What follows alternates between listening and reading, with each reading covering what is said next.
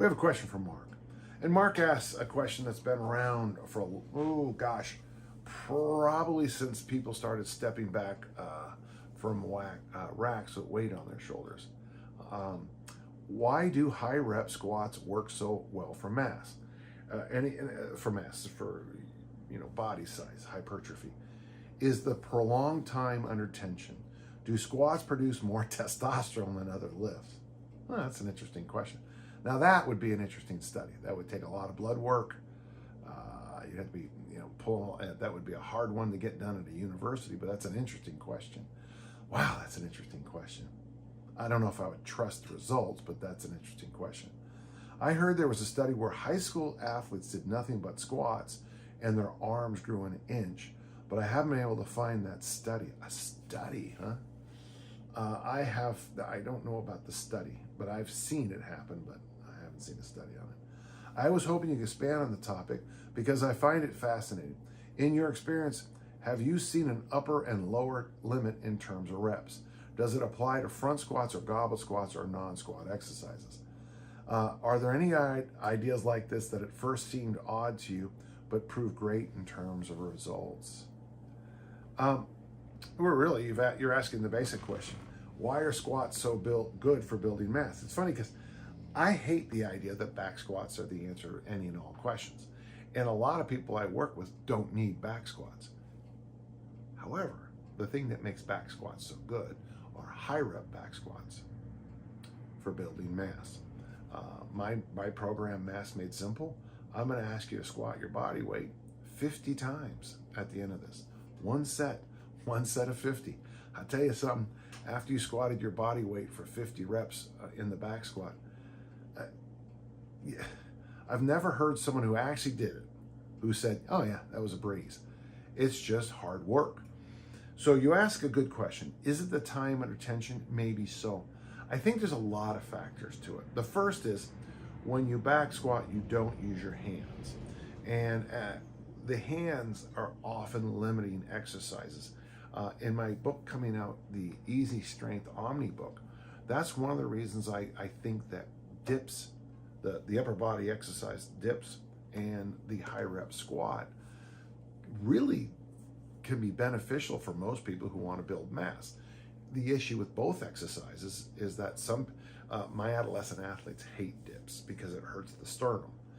And once they seem to hit a certain age, that grows in. But I mean, if it's when you're 30, it's a little late for a teenage athlete. Also with squatting, there's issues. I would usually argue the big technical issues. You got to make sure people are squatting correctly and appropriately. And if someone's doing a set of 50 squats with body weight, I would like to see squat number 1 look exactly like squats number 49 to 50. I don't want to see a whole bunch of, I don't want to see that body start to bend, turn into that squatty good morning squat exercise.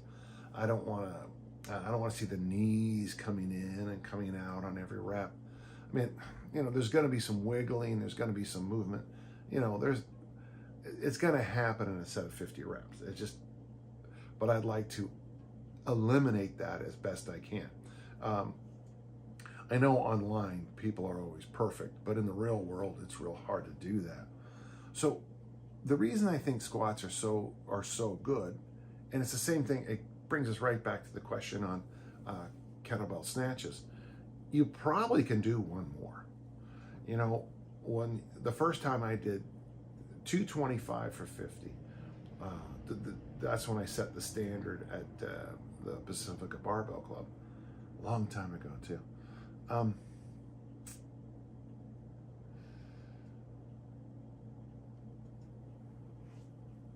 If you'd have said to me, to save the planet, you have to do 5 more reps, I think I could have handled it. If you'd have said, to save that infant right over there, you have to do 1 more rep, I'd have got 1 more rep. It'd have been hard, but I could have done it. When you finish the snatch test, people always have plenty of reps. When they finish the snatch test, when they pass it with the 100 reps in 5 minutes, almost universally they can do more reps. I mean, if you finish it 459, and I said, for $100 you do one more. Easy to do, if not a problem. And I think, Mark, that's part of the reason the high rep squat is so good. You can probably do more. And so it is time under tension because of that. But since you can always do more, there's under load, your body is being forced to adapt. There's no easy road around adaptation here. You must improve. So Mark's question is pretty simple when you come right down to it. Why are squats good for building mass? And my thought is this: you probably can always do one more rep if you're doing high rep squats. And that just causes the body to work in overdrive. You asked a good question, the original question about, has anyone ever studied the testosterone hit from doing things like high rep squats? I'm not even sure it's testosterone. I think it'd be all the survival hormones, because your body freaks out when you do high rep squats. I can remember doing them and coming home and just being ravenous. I mean, just, you almost are, non-thinking when you make food decisions. You just start shoveling things in your mouth. My mother was not pleased. But by God, I put on 40 pounds in 4 months, 162 to 202, drug-free. And hats off to Dick Notmeyer for our training program. But I tell you, high rep squats can be game changers. So thank you. Good question.